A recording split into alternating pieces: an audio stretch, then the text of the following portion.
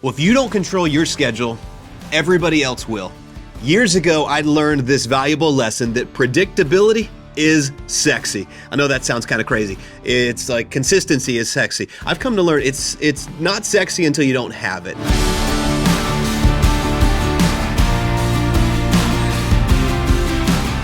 Today on the Jeff Kapusta podcast, I want to talk about the importance of having what I call a predictable schedule. If you are joining us for the first time, it is an honor to have you here on this podcast. We have a core belief that God created us to live life to the full.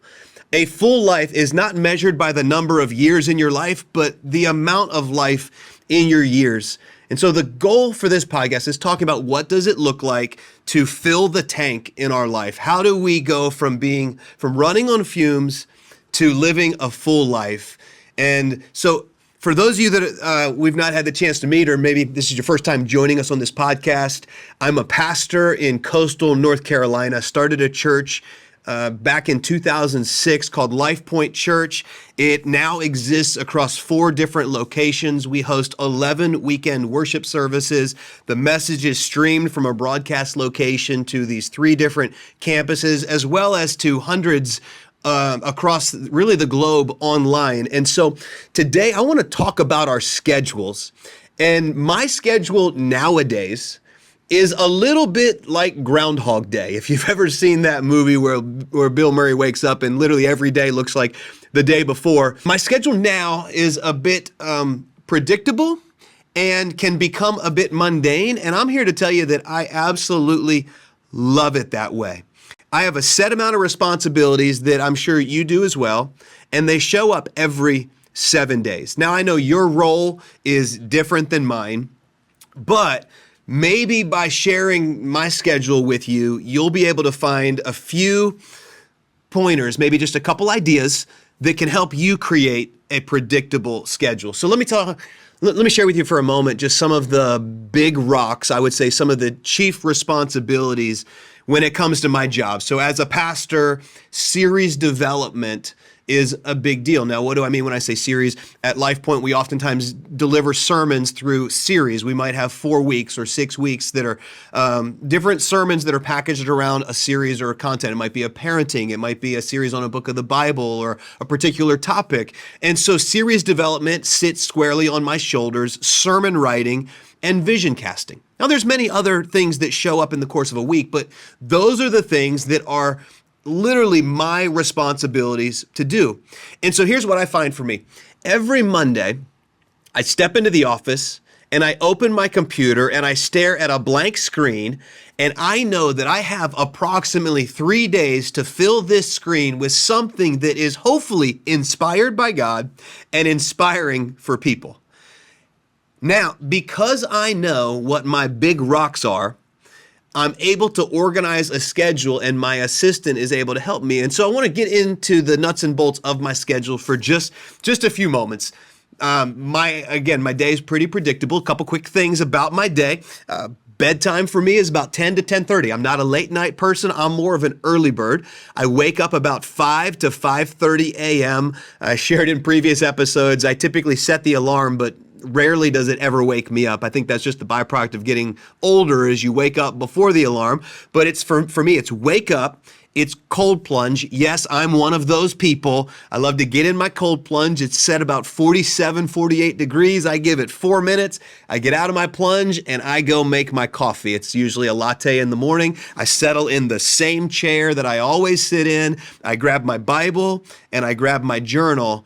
And that's the way my day begins. So regardless of the day of the week, it's usually bedtime, 10, 10:30, up 5:30, and I'm into my morning routine. Now, when I start getting into my actual work schedule, I find I roll in on Mondays, and our day starts at 9 o'clock. We huddle up as a team. We have a meeting called Wins and Comes. It's where we literally celebrate everything that God did across 4 locations and online, and we will go as a staff. This 30 minutes, 45 minutes, just telling stories about what's happening in the life of our church and celebrating all that God is doing. And I follow that meeting with a meeting with my assistant. We sit down and we have a one-on-one, and we look at the week, and we assess what are the big rocks, what are the things that you absolutely actually have to get done? Are there any outliers? Are there new things that are outside of the norm for you? And so we'll discuss the schedule. I have developed this habit of going to the gym at lunchtime. I've got a couple guys on staff that we love to go and we work out together. And so typically at lunch, I'm changing at the office, I'm headed to the gym, I'm getting my workout on. And then when I get back Monday afternoon, I begin study mode. I am studying Monday. All day Tuesday is dedicated to studying. It's funny, I laugh because when I got out of college, I thought, man, I'm not reading another book again. Like, I am so over studying, and now it's literally the chief thing that I do. So Tuesdays are dedicated to research and writing. I will do a lunch every couple weeks on Tuesday with one of our executive leaders at LifePoint. And if I'm not doing lunch, I'm back to the gym. It's part of my routine. Again, it's a predictable schedule. Wednesdays, we start our Wednesdays early. We offer something at church called Pray Day at 6:30 a.m. We gather across campuses and we have a 45-minute experience. And then I go back into study mode that morning. I'm trying to get the message done. My goal is that usually around noon on Wednesday, I'm hitting send on my notes so that I can get back to the gym at noon. I know you're like, this is predictable. That's the goal. That's the goal. Now, Wednesday afternoons, I have a meeting that's a directional meeting. We call it directional because it is the executive team across LifePoint Church, and we are charting the direction. We're flying at 30,000 feet, and we're looking out because how many of you know that if you are always working in it, you're never going to get to work on it? And this is a chance for us to rise above the noise and everything that's happening right now to start looking months and in some cases years down the road. And so we'll have that meeting on Wednesday afternoon. Thursday morning, if the message isn't done, I am nose to the grindstone Thursday morning. Praise the Lord, most of the time it's done, but I'm finalizing that. And then my Thursdays are open to what we would call essential meetings. So if someone on staff needs to meet, my assistant knows, put it on Thursday. If there's somebody, maybe a business leader or somebody around the community that I want to have a meeting with, we'll put it on Thursday. So there's a block of time that's dedicated to having meetings that are outside of the norm. Then for my team at LifePoint, Friday is a day off because we see Sunday as a work day. Our team is grinding all day Sunday. So Fridays are a day off. My wife and I oftentimes will get breakfast off. We'll do that with friends. We try to get a gym workout out, again, at noon, because that's what we do. And then Saturdays are completely off. That would be a Sabbath for me. Now, that's my schedule. Are there deviations? Yes. Some weeks there's staff meetings. Some weeks I'm writing podcasts or I'm consulting with churches. But here's something that I've learned. It is easier to adapt and adjust a schedule when you actually have one. For the longest time, I had no schedule and I was open to every request and every emergency. And how many know that just because you have an emergency doesn't mean that I have to have an emergency? And in the church world, I've come to learn that when people contact you with an emergency, it's not an emergency. Yes, it's important, but you don't have to drop what you're doing right now. And so what's helpful is that my assistant knows when and where she can put meetings on my calendar because she knows what's most important to my work week. Hey everyone, real quick. In some of the initial episodes, you may hear me refer to the podcast as the Jeff Capusta Podcast or the Jeff Capusta Leadership Podcast. After recording the first few episodes, we realized it made more sense to keep consistent with the theme of Fully Alive and the book that I recently released called Fully Alive, which you can get in the description or the show notes. I just want to make sure you knew that you're not imagining things. It was us making a change. Well, having said that, let's get back to the episode. Can I tell you something about me? I am no good to meet with until my message is done. It is the chief thing on my mind. And so you want to sit down and you want to have a meeting. You're only getting about 25% of my brain. Why? Because I know that at the end of the week, I have got to get this thing done. Nobody can do this thing for me. I can delegate a lot of things, but I can't delegate this one thing. And so we've created a predictable schedule that lets me tackle my chief responsibilities early so that I've got availability at the end of my week. And over the years, one of the challenges as the church has grown, and I'm sure this is true for those of you that are entrepreneurs or in business, and really just as stage of life happens, as things change, your schedule has got to change. there's going to become changes. For instance, I can no longer meet with everyone that wants to meet or would like to grab coffee like I used to in the early days. And this really upsets people sometimes. I remember sitting down with a couple that was a part of our church in the early days, and about 4 years in, they met with me and they were very disappointed that I wasn't as available as I used to be. And I began to share with them about responsibilities and how my kids were older and they were at Little League and my availability just wasn't what it once was. And it's not that I can't meet with everybody because I don't like them. Far from it. I used to say yes all the time. And then one day I came back from a meeting that was an absolute waste of my time. And I won't get into the details because you might be watching this podcast. But I came back and I told my assistant, I said, never again. Never again. I'm not walking into a meeting if I don't know what the meeting is about. And I'm also not going to a meeting that someone else can handle.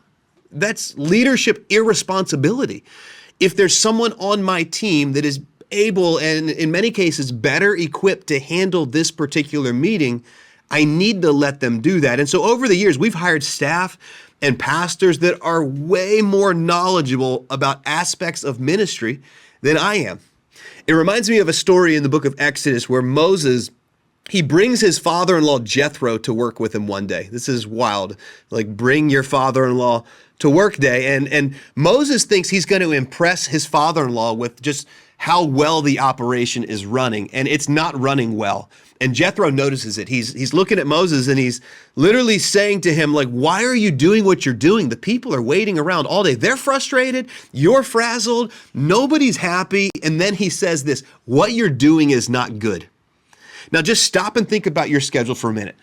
If Jethro came to work with you next week, what would he say? Would he look and go, why are you doing what you're doing? You are worn out. Everybody's frustrated. What you're doing is not good. Now, his advice was, Moses, you need to employ and empower great leaders, and you need to let them do the things that they can do so that you can do the things that only you can do. You ever heard the saying, sometimes you got to give up to go up? Well, here's what I love about that story. Moses gives up responsibility. In the next chapter, he goes up Mount Sinai where he receives the 10 commandments from God. There is something that God wants to do in your life, but as long as you are holding on to everything you've ever done, you're never going to be freed up to receive what God has for you. You got to give up to go up. There's another example in the Bible in Acts chapter 6 where the church is just growing, but there's a group of people that are neglected. And the disciples, they didn't ignore this group of people. What they did was they actually empowered others to meet those needs. It mattered so much that they tasked people with taking care of that area that was being neglected. And they said this, they said, we cannot neglect the study of the word and prayer to be able to do this thing over here. It was so important they hired people. And what I've had to learn over the years is there are some things that I can no longer do. And it's not because it's not important. It's actually so important that the wise thing is to employ other people to be able to do that. And I remember coming to the point as a pastor where I had to say, listen, if everyone has to know Jeff, few people will get to know Jesus. I'd rather everyone know Jesus, and that means that only a few people might actually get to know Jeff. Let me ask you this question. Are there aspects of your schedule that you need to make predictable? You need to roll into the office knowing Monday morning, this is what I'm doing. Tuesday, this is what I'm doing. Wednesday, this is the primary focus for me. What if you took a little bit of time? I'm willing to bet that, like me, there's some things that you do on the regular basis, some predictable things that if you just mapped it out, it would make sense and it would add clarity to your schedule. Are there things that you have been doing that you need to quit doing? What is it that is not good and you just need to begin to delegate it away? You know, one of the challenges that I have wrestled with was that I remembered the early days of LifePoint. And I like to say that we went from a mom and pop startup to a multi-site organization. You know, sometimes as a pastor, people will, they'll accuse the church of being too corporate. They run it like a business. Well, the reality is it is a little bit of a business. Now, you can't forget about people. You got to care for people, but things change. There was the day as a mom and pop that, you know, we showed up and we unlocked the door and we stocked the shelves and we knew every customer and we rung up all the sales and we reordered when we needed it. And then there's a day when you brought in an assistant manager and they unlocked the doors and you moved on to other aspects. And as you grow in your organization, you've got to be willing to identify what is it that only I can do and what is it that I can give away to other people so that I can go up to the next level and opportunity that God has for me. The other thing is, what is it in your schedule that you just need to set it and forget it? This is just what I do on these days, and it is predictable and it seems boring, but I'm here to tell you it is sexy because you know that in those boundaries are freedom. I like to think about it like guardrails. I remember driving up through Pennsylvania with my parents and my family when we were younger, and there was all these guardrails on these winding roads. Never once did I think, who put these guardrails here? They're trying to limit my freedom. You know, if I want to go off the side of the road, I should be able to go off the side of the road. No, those guardrails are there to protect you. I can ride in the right lane. I can ride in the left lane. I can choose my speed, but I've got boundaries and parameters that allow me to be safe. And I want you to know that having a predictable schedule is doing just that. It's putting guardrails and boundaries in my life, because if you don't control your schedule, other people will. And I'm not telling you don't respond to emergencies. My goodness, our community has been responding. At the time of this recording, we've been dealing with hurricanes and flooding, and none of that was on the calendar. But here's the deal. It's a whole lot easier to adjust your schedule when you have one. So what is it this week that you need to look at your schedule and just say, you know what, I do this all the time. How about I automate this? How about I set a dedicated time so that I can focus on this? Because we all have got opportunities. Most of you are dealing with more opportunities than you have time. So let's figure out, what is it that only I can do? What is it that I can set on autopilot? And what is it I can give away to others? And I'm telling you, when you do that, you're going to be at peace with your schedule and you're going to begin to feel fully alive. Again, I want to say thank you so much for joining us on the podcast today. If you have not followed and subscribed and shared with a friend, be sure to do that. Also, follow on social media at Jeff Kapusta. I'd love to hear more about your schedule. Let's talk there. See you next time.